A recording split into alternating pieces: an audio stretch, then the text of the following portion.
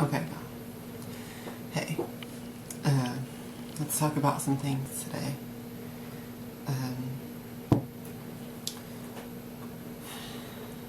Where do I want to go with this video? I kind of want to talk about really something that someone brought up to me in a tarot reading the other day. A client, and their question was about love, and I kind of want to give kind of a little bit of guidance to anyone who is having similar questions.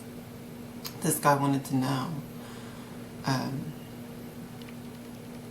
about his love life, about like the future of it and stuff like that. And when I did the reading, the cards gave some advice, and the spirit came to me and it told me, like, you know, what else to say other than the cards meaning itself.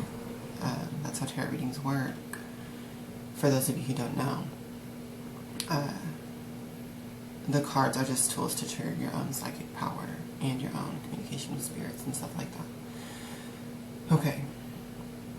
Yeah, I meant to grab a cigarette before this because I feel like I need one this morning. Yeah, I think I'm going to start smoking cigarettes again for a while. Okay, anyway. With this tarot reading and everything like that, it ended up basically saying that you have to want love more than you're afraid of having it. So, like, when you break that down, really, it's like a lot of people are scared, or not really, maybe if it's not even really fear, but sometimes people have more desire to be single and live a single lifestyle. Some people desire that more, and they don't realize it, and they want love and they want a relationship and stuff like that, but they don't understand that deep within themselves, really what they desire is to live a single lifestyle. They don't really want commitment. They don't really want to be the other half of someone and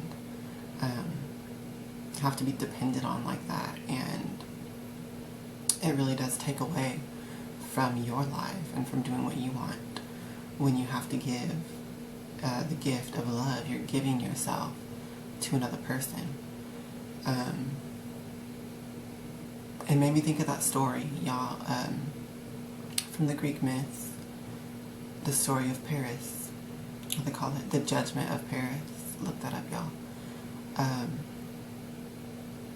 Basically, 3 goddesses came to Paris, and he was like a prince of Troy. And 3 goddesses came to him, the goddess Hera, which is the queen of the goddesses, and the goddess Aphrodite, which is the goddess of love and female sensuality, and the goddess Athena, which is the goddess of strategy and war, okay? Or really, you can consider her kind of like as a goddess of politics in a way, because of that. So anyways, these 3 goddesses came to him, and they were basically making him do a contest, be the judge of a contest of which goddess was the most beautiful, and, you know, they're making him choose between them, basically. And, of course, we all know he chose Aphrodite, and she gifted him with Helen, which was supposedly the world's most beautiful woman at that time, and a love relationship with her, but yet it caused war because of Athena punishing him for not being picked, and it caused him to lose his kingdom because of Hera punishing him for not being picked. So, that really is how it works, y'all. Not everyone is meant to be a leader. Not everyone is meant to be some kind of war general or political person. And not everyone is meant to be in a loving relationship, okay? We all have a choice. And, you know, when it comes to this, it's not really like a choice that you consciously make, you know, really. I mean, as when I was giving this guy his tarot reading, I was like, you need to consciously understand all this and know this part of yourself, but it's not really a choice you're making, okay? It's like, it's inherently in you, whether you really desire to live a single lifestyle and perhaps be a businessman or a businesswoman and just devote your life to that. It's inherently in you what you feel the drive for. Okay, some people want to be a wife, some people want to be a husband, and that's what their drive is. Some people want to be the president. Okay, so you just have to understand, you're not actually meant to be everything. You have to get out of the illusion cast over this world. It's like a giant spell cast over this world to make people think that you have to fall in love and that you have to be in a loving relationship, in a romantic relationship with someone. That's false. Okay, it's true for some people, but it's not true for everyone. Okay. I just wanted to share that on this and like let you guys get to thinking about this, because I mean, this was in an ancient Greek myth for a reason. Okay, back then they didn't have like these Disney movies that like the whole media realm in our time period is projecting that you're supposed to fall in love with someone and be someone's other half and give yourself away like that. But if you actually look back to all the sacred teachings and stuff like that, they actually encouraged the single lifestyle for as long as possible until you get into a romantic relationship, if you even ever do. Sex, romanticism, the sacred union, that was something sacred to the ancient people. They didn't just have these dime store stories of getting into these relationships and stuff, okay? You need to understand that love, as it's portrayed to us now, is a corrupted form of this sacred union between people. Because really, you're supposed to have two people that are already whole, okay? It's not supposed to be someone's your other half. You're supposed to be a whole person in yourself before you ever attempt to be in a loving romantic relationship with someone, okay? And honestly, that's a problem with the world these days. All these people, they're so unconscious of these things.